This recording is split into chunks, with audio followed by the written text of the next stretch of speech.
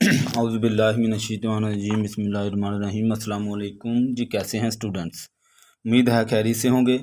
तो आज हम 7 क्लास की मैथमेटिक्स करेंगे, जिसमें हमारा यूनिट 13 था। और इसमें जो है हम 13.1 एक्सरसाइज कंप्लीट कर चुके हैं। और आज हम इंशाल्लाह इसकी एक्सरसाइज 13.2 करेंगे, जिसमें जो है हमने draw pie chart of about data. ये जो डाटा उसने हमें दिया हुआ है, इसको हमने डाटा कौन सा है, वो कहता है Sana saved certain amount of money in different month. यानी एक सना जो है लड़की है, वो जो पैसे सेव करती है, जोड़ती है, वो मंथ के मुख्तलिफ जो है मुख्तलिफ मंथ में वो पैसे जोड़ती है एक साल में। वो कहता है उसका जो डिटेल थी वो ये दी हुई है उसने, यानी जून से मार्च तक जो उसने पैसे कलेक्ट किए हैं, जमा किए हैं, सेव्ड किए हैं, वो 12,000 था। इस तरह उसने ये मुख्तलिफ मंथ में ये पैसे जमा किए हैं उसने, ठीक है जी, सेव किए हैं। तो इसमें नीचे कहता है कि draw a pie chart for the above data. ये जो डाटा दिया है इसको वो कहता है हमने ड्रा करना है पाई चार्ट में। तो पाई चार्ट जो है वो होता क्या है, वो मैं आपको थोड़ा सा जो है इसका डिटेल बताता हूँ। यहाँ पे देखें, पेज हमारा है 131।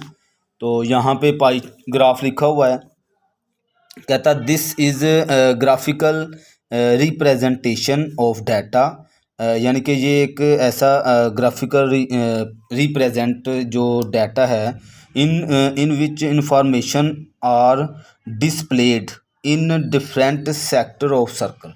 यानी कि एक सर्कल होता है, उसके मुख्तलिफ सेक्टर बनाकर उसमें जो है डाटे को डिस्प्ले करना, यानी उसमें डाटे को ऐड करना जो है पाई ग्राफ कहलाता है।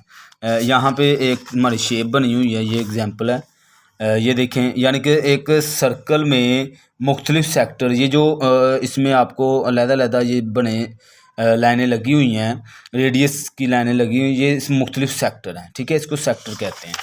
तो सेक्टर में किसी भी डाटे को या इंफॉर्मेशन को डिस्प्ले करना, उसमें लिखने को जो है पाई ग्राफ कहते हैं।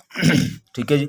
आगे यहाँ पे उसको कंस्ट्रक्ट कैसे करते हैं वो उसने थोड़ी सी उसके बारे में डिटेल बताई हुई है।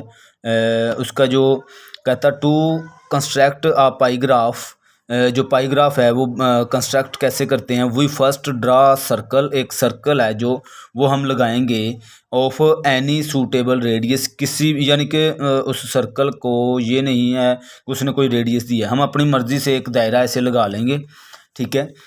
The sum of the angles in a circle is 360। यानी कि वो कहता है जो सर्कल है उसका हमें पता है जो एंगल होता है वो 360 होता है, ठीक है। ये तो जो है कांस्टेंट है कि हमें पता है जो सर्कल है उसका जो एंगल्स का सम होता है वो 360 होता है।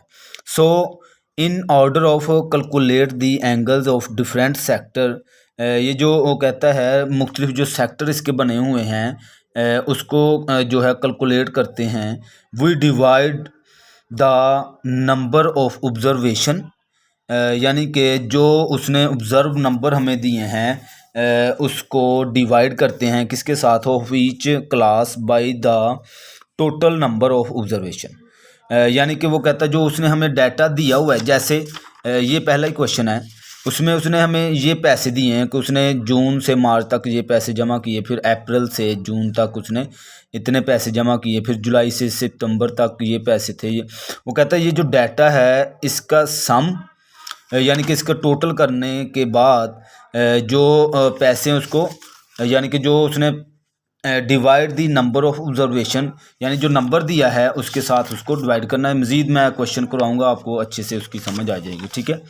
और इसको मुख्तलिफ जो सेक्टर हमने बनाने हैं, यानी जो दायरे के ये मुख्तलिफ सेक्टर, ये दायरा है, इसके जो हमने सेक्टर बनाने जैसे ये बने हुए हैं, उसको उसका एक फार्मूला है, वो आपने जो है ज़बानी याद रखना है, क्योंकि पेपर में तो हमें नहीं बताएंगे ना, तो हमें पता होना चाहिए कि ये फार्मूला कौन सा है, ठीक है जी। तो यहाँ पे लिखा हुआ एंगल ऑफ सेक्टर, यानी सेक्टर के जो एंगल है वो यहाँ पे लिखेंगे number of observation of class, यानी कि जो नंबर जिसमें यानी कि फ़र्ज़ कर लें उसने इंग्लिश में कोई 100 नंबर लिए हैं, वो कहता है ये, और टोटल नंबर, यानी टोटल नंबर कौन से, सारी किताबें हैं जो फिज़िक्स केमिस्ट्री सब में जो टोटल उसने नंबर लिए हैं वो, ठीक है। और इसको हम जो है मल्टीप्लाई कर देंगे 360 से, ठीक है। मज़ीद जो है इसको मैं कुछ आपको थोड़ी बहुत समझ आई होगी, मज़ीद ये क्वेश्चन है मैं ये करूँगा, आपको इंशाल्लाह अच्छे से जो है वो समझ आ जाएगी, ठीक है जी। तो ये मेरा पहला क्वेश्चन था। तो उसने हमें सिर्फ ये डाटा दिया हुआ है, यहाँ पे देखें उसने ये डाटा दिया हुआ है, पैसे दिए हुए हैं कि जून से इतने पैसे, ये पैसे सारे दिए हुए हैं। मैंने भी ये लिख लिया। आपने क्या करना है, आपने एक ये टेबल बनाना है, उसमें मंथ जो उसने हमें दिए हुए हैं, जून से जून टू मार्च, फिर अप्रैल टू जून, ठीक है, आगे जुलाई टू सितंबर, अक्टूबर टू दिसंबर, ये उसने लिखे हुए हैं। तो आपने क्या करना है, अमाउंट ऑफ सेव्ड ये लिख लिया। इसके बाद जो आपने ये तीसरा कॉलम बनाना है, उसमें आपने लिखना है मेजर ऑफ सेंट्रल एंगल। अब हम जो है जो दायरा लगा के वहाँ पे एंगल जो बनाने हैं, ये उसका ये फार्मूला है। हम पीछे देखिए, यहाँ पे उसने लिखा हुआ है number of observation of a class, यानी कि जो उसमें नंबर है, यानी ये ज़रूरी नहीं है कि क्लास ही है, कोई क्लास का जिक्र ही हो किसी भी चीज़ में। जैसे उसने पहले 12,000 रुपये जो थे वो सेव्ड किए थे, ठीक है। हम क्या करेंगे, पहले इन सब को टोटल करेंगे, ठीक है। यानी कि 12,000 को हम जो है 8,000 के जब हम इनको ऐड करें तो हो जाएगा 20,000, और 10 उसमें 30,000, और इसमें 6 जब 6,000 ऐड करेंगे तो टोटल इन सब का टोटल आ जाएगा हमारे पास 36,000, ठीक है जी। उसके बाद ये जो पहले मंथ के यानी जनवरी से मार्च तक जो पैसे थे ये 12,000 थे, ठीक है। उसको आप टोटल जो पैसे हैं 36,000 के साथ 12,000 को उसके साथ डिवाइड कर देंगे, ठीक है। और मल्टीप्लाई जो हमें पता है कि सम ऑफ एंगल जो होता है वो 360 का होता है, उसके साथ हम मल्टीप्लाई कर देंगे। ये आपने ये जो मैंने लिखा है फार्मूला, ये आपने ज़बानी याद रखना है, ठीक है, ताकि पेपर में आपको ये जो इजीली याद हो जाए, ठीक है। अब हम क्या करेंगे, इसको डिवाइड करेंगे और जो आंसर आएगा इसके साथ 360 के साथ हम मल्टीप्लाई कर देंगे। ये देखिए यहाँ पे ये मैंने 3 ज़ीरो इस ज़ीरो के साथ काट दिए। इसको आप इसके साथ जो है कट कर देंगे तो 3 आ जाएगा। तो 1/3 जब इसको आप डिवाइड करेंगे जो आंसर आएगा उसको आप 360 से मल्टीप्लाई करेंगे। यहाँ पे मैं कर रहा हूँ, तो आपका आंसर आएगा यहाँ पे 120, ठीक है, 120 आ जाएगा। ये हमारा 120 का एंगल बन जाएगा, ठीक है। यानी इनको पहले मैंने डिवाइड किया, आप डायरेक्ट भी कर सकते हैं, इनको डिवाइड किया, जो आंसर आएगा उसको मैं 360 से मल्टीप्लाई कर दूंगा, ठीक है जी। यहाँ पे अगर आप देखें तो कैलकुलेट, अब मैंने क्या किया, 12 को डिवाइड किया 36 से, तो आपके पास ये आंसर आ जाएगा, ठीक है। इसको मैं 360 से मल्टीप्लाई कर दूंगा तो आपके पास 120 का एंगल आ जाएगा पहला। इसी तरह बाकी आज जो क्वेश्चन है उसको भी आपने ऐसे ही करना है। इसको ये 30 फिर 8 को 36 के साथ डिवाइड करेंगे, जब जो आंसर आएगा उसको 360 से मल्टीप्लाई करेंगे तो आपके पास आ जाएगा 80 डिग्री, ठीक है जी। इसके बाद फिर इसको भी हम ऐसे ही करेंगे, 10 को फिर इसके साथ डिवाइड करेंगे, जो आंसर आएगा उसको 360 से मल्टीप्लाई करेंगे तो आपके पास आ जाएगा 100, ठीक है जी। इसी तरह हम इसको भी करेंगे। तो ये 36 1 और 6 को डिवाइड किया और 360 के साथ हम जब मल्टीप्लाई करेंगे तो आपके पास आ जाएगा 60, ठीक है जी। ये हमारे पास जो है एंगल आ गए हैं, ठीक है। यहाँ तक आपको उम्मीद है कुछ समझ आई होगी। अब इसको आपने क्या करना है, ये मैंने लिखा हुआ है सम ऑफ सेंट्रल एंगल्स। ये जो हमारे सेंट्रल एंगल आए हैं इनको हम क्या कर लेंगे, प्लस करेंगे तो हमारे पास 360 ही आना चाहिए। अगर 360 नहीं आएगा तो हमारा ये क्वेश्चन गलत होगा, ठीक है। 120 में आप जो है 80 जमा करें तो 200 हो जाएगा। 200 में आप जो है 100 ऐड करें तो 360, ठीक है। 360 ये हमारे पास जो है इसका मतलब है हमारे ये एंगल ठीक आए हैं। अब हमने क्या करना है, जो इसमें इम्पोर्टेंट चीज़ है कि चूँकि उसने हमें जो है पाई ग्राफ बनाने के लिए कहा है, तो अभी तो हम उसकी तरफ नहीं आए हैं। ये समझ लें हमने पाई ग्राफ के लिए ये जो हमने जो कुछ भी हमने ये पंगा किया है ये पाई ग्राफ के लिए किया है। ठीक है जी। हम क्या करेंगे, अपनी तरफ से कोई भी रेडियस लेकर हम एक दायरा लगा लेंगे। ये देखें हमने यहाँ पे कंपास को मैंने इतना ओपन कर लिया है। आप एक जो है सर्कल लगा लेंगे यहाँ पे। ठीक है जी, ये आपने सर्कल लगा लिया। उसके बाद अब इसको आपने ओ का नाम दे देना है। ये हमारे पास ओ है। ठीक है, तो अपनी तरफ से जी, तो हमने क्या करना है, एक हमने जो है इसका हम कंस्ट्रक्शन भी लिखेंगे, उसमें भी आपको और ज़्यादा समझ आ जाएगी। तो ये हमने ना एक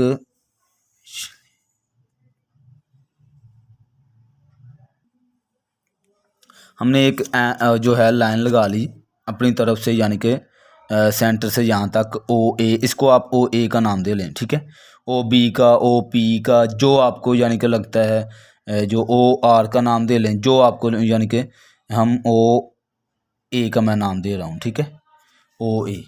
अब हमने क्या करना है, इसको जो है मरकज़ मानते हुए हमने प्रोट्रैक्टर की मदद से, यानी कि जो डी आम लफ्ज़ों में हम कहते हैं, प्रोट्रैक्टर की मदद से आपने क्या करना है, जो हमारा पहला एंगल है 120 का था, तो हमने वो यहाँ पे ये हमारा इसका जो है सेंटर पॉइंट है, तो यहाँ पे हम रखेंगे।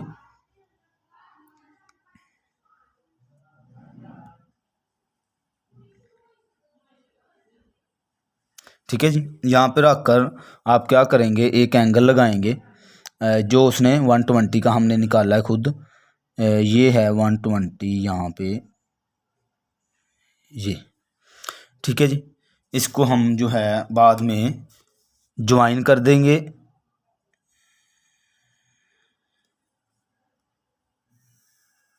ये लें जी,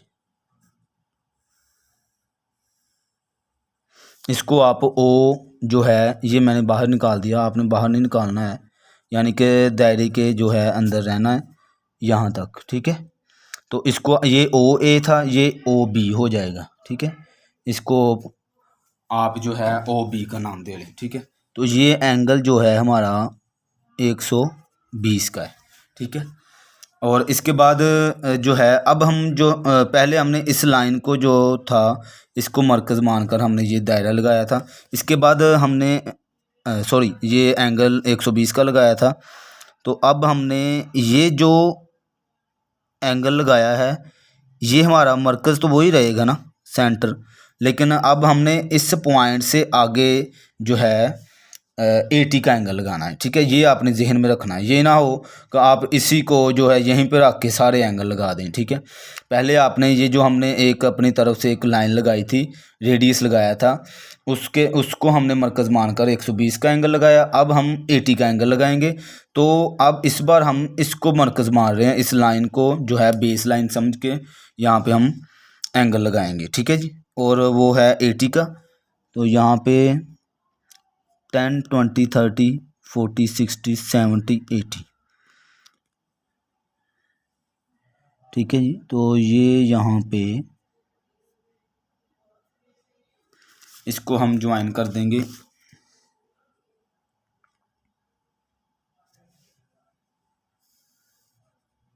यहाँ तक। ठीक है जी, 80 का एंगल है ये। और इसके बाद इसको आपने ओ ए, ये ओ बी हो गया, ये ओ सी, इसको आप जो है इसको नाम दे लें। ठीक है, अब जो आगे वाला एंगल है हमारा 100 का था, इस बार हम जो है इस सेंटर हमारा वही रहेगा, लेकिन बेस लाइन हमारी जो ये हो जाएगी, इसके आगे हमने 180 सॉरी आगे है 100 का एंगल। तो ये हमारे पास यहाँ से 90, 90 और 100। ठीक है जी, ये हमारे पास एंगल लग गया 100 का।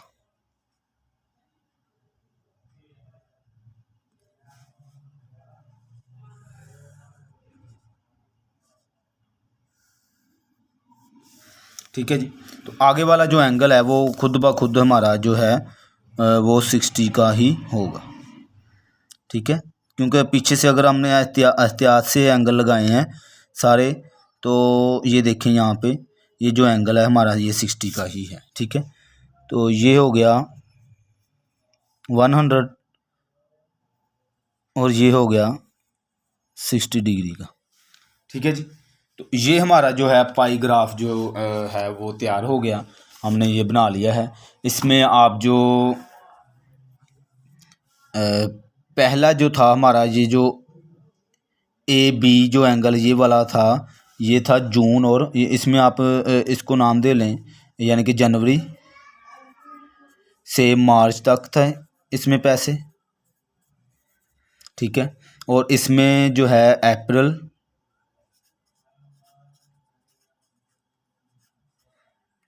टू जून, और यहाँ पे जुलाई टू सितंबर, और ये जो एंगल है ये अक्टूबर टू दिसंबर, ठीक है जी। तो ये हमारा जो पाई ग्राफ था ये कंप्लीट हो गया। अब हम चलते हैं इसकी कंस्ट्रक्शन की तरफ जी। तो ये मैंने इसका कंस्ट्रक्शन नोट किया है, तो आपने एक दफ़ा ये थोड़ा सा अच्छे से याद कर लेना है। उसके बाद आप ये जितने भी क्वेश्चन हैं सब में आपको जो है बार बार याद करने की ज़रूरत नहीं पड़नी। वैसे भी ये 1 2 और 3 क्वेश्चन है, कोई इतने ज़्यादा नहीं है। अच्छा, तो इसके बाद जो है आपने draw a circle with centre O and radius O A, यानी कि हमने अपनी मर्ज़ी से जो है एक सर्कल है वो ड्रा किया, और उसको मैंने क्या किया, नाम दिया इस सेंटर को ओ का, और ये जो मैंने लाइन लगाई यानी रेडियस जिसको कहते हैं, ये इस पॉइंट से इस पॉइंट तक की जो लाइन है इसको रेडियस कहते हैं। ओ ए का हमने रेडियस लगाया, ठीक है। यानी जो जो मैंने यहाँ पे किया वो मैंने इधर लिखा है, ठीक है। With initially line O A, यानी जो लाइन लगी हुई थी पहले की उसको मैंने ओ ए को जो है एक मरकज़ माना। ड्रा एन एंगल ऑफ 120, और मैंने 120 का एंगल लगाया। मार्क पॉइंट बी, और उस एंगल को बी का नाम दिया। और वो जो मैंने एंगल लगाया था वो मैंने प्रोट्रैक्टर की मदद से लगाया था, ठीक है जी। मैंने फिर लिखा with the help of protractor, ठीक है। बाद में मैंने उस एंगल को, यानी कि ये जो मैंने 120 का एंगल यहाँ से यहाँ तक मैंने एक पॉइंट लगाया था, फिर मैंने इसको ज्वाइन कर दिया, ठीक है। O join O to B या फिर बी टू ओ, ठीक है। तो यहाँ पे मैंने लिखा O join, now join O to B, ठीक है। इसके बाद तीसरे नंबर पे आपने फिर वही लिखना है, नाउ टेकिंग ओ बी, यानी इस दफ़ा एज इनिशियली लाइन, इस दफ़ा जो इनिशियल लाइन है वो ओ बी होगी, ठीक है। मैंने draw angle 80 by using protractor, यानी वही चीज़ जो मैंने ऊपर लिखी है वो सेम। मार्क पॉइंट सी, उसको मैंने सी का नाम दिया, और फिर ज्वाइन कर दिया ओ टू सी, यानी इसके ओ से सी तक मैंने इसको ऐसे मिला दिया, ज्वाइन कर दिया, ठीक है। इसी तरह सेम जो है मैंने यहाँ पे भी किया। तो मैंने मज़ीद उसको लिखने की बजाय मैंने यहाँ पे लिख दिया कि similarly draw other angles by follow the above procedure, यानी कि सेम यहाँ पे भी जो 4 नंबर पे आएगा हम लिखेंगे नाउ टेकिंग, पहले ओ बी था, अब इस बार हम लिखेंगे ओ सी, ठीक है। एज इनिशियल लाइन, यानी ये सारा कुछ लिखने की बजाय मैंने ये एक लाइन स्टेटमेंट दे दी कि ऊपर वाले प्रोसीजर को फॉलो करते हुए जो है हम आगे सिमिलरली ऐसे करते जाएंगे, सेक्टर बनाते जाएंगे, ठीक है।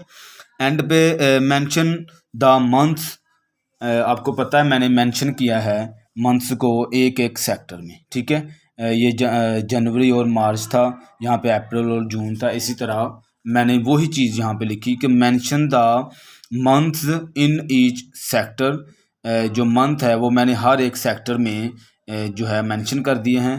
तो देन मैंने बताया कि द पाईग्राफ इज़ कंप्लीट नो, हमारा जो पाईग्राफ था वो कंप्लीट हो गया। तो उम्मीद है इस क्वेश्चन की आपको अच्छे से समझ आई होगी। बाकी फिर भी अगर कोई आपका क्वेश्चन हो तो आप पूछ सकते हैं जी। बहुत शुक्रिया, अल्लाह हाफिज़।